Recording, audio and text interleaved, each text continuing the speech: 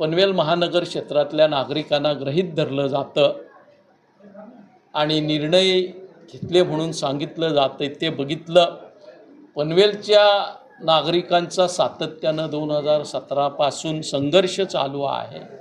धरणे, मोर्चे, आंदोलनं, हायकोर्ट, विधिमंडळ, सुप्रीम कोर्ट हे सारं करामध्ये दिलासा मिळावा, कराची फेररचना व्हावी म्हणून पनवेलकर करतायत।